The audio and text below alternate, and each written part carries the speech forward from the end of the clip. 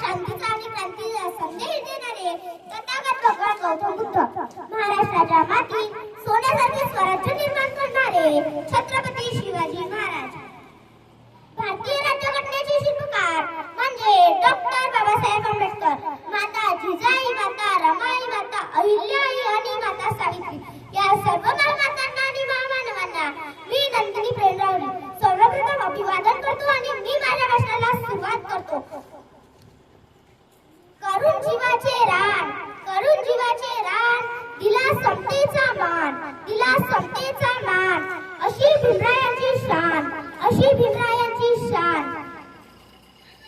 भारताचे लिहिले संविधान, भारताचे लिहिले संविधान, दीन दलितांचे तलवार होऊन गेले, अन्यायाविरुद्ध प्रहार होऊन गेले, अन्यायाविरुद्ध प्रहार होऊन गेले. होते ते एक गरीबच, पण ते या देशाचे कोहिनूर होऊन गेले, पण ते या देशाचे कोहिनूर होऊन गेले. लोक खूप रडवीत होते, पण ते या जगाला घडवून गेले, पण ते या जगाला घडवून गेले.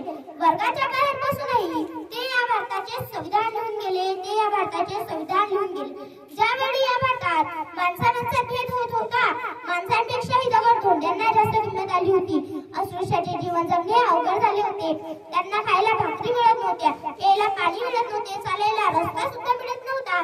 अशा वेळी या सर्व लोकांना स्वातंत्र्य मिळवून देणाऱ्या एका महामानवाचा जन्म झाला. ते महामानव म्हणजे डॉक्टर बाबासाहेब आंबेडकर होय. डॉक्टर बाबासाहेब आंबेडकर म्हणतात, I like the religion that teaches liberty, equality and fraternity. म्हणजे मला स्वातंत्र्य, समता आणि बंधुता शिकवणारा धर्म आवडतो.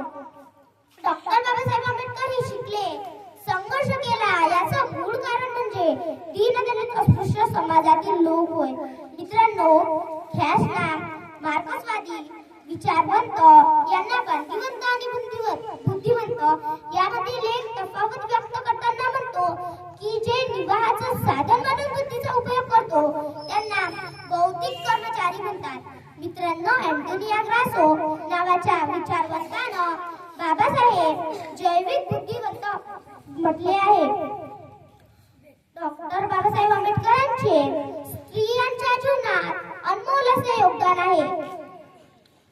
एक स्त्री हे कारण या समाजामध्ये एक स्त्री हे मंदिरची पुजारी बनू शकत नाही, एक स्त्री हे चर्चची फादर बनू शकत नाही आणि एक स्त्री हे मस्जिदची मौलाना बनू शकत नाही. मात्र एक स्त्री हे राष्ट्रपती, पंतप्रधान, खासदार, आमदार इत्यादी बनू शकते. पुरुष प्रधान संस्कृतीमध्ये स्त्रियांना बोलण्याचाही हक्क नव्हता. त्यामुळं डॉक्टर बाबासाहेब आंबेडकर यांनी स्त्रियांना बोलण्याचाही हक्क मिळवून दिला आहे. जाता जाता एवढेच म्हणावंसं वाटतं की ध्यान से हर एक जुल्म को जला दिया, ध्यान से हर एक जुल्म को जला दिया, इंसान से इंसान को मिला दिया, इंसान से इंसान को मिला दिया. अरे इस देश में नेता तो बहुत है, अगर उनको एक सलाह दिया, अरे मेरे एक आंबेडकर ने पूरा हिंदुस्तान हिला दिया. धन्यवाद.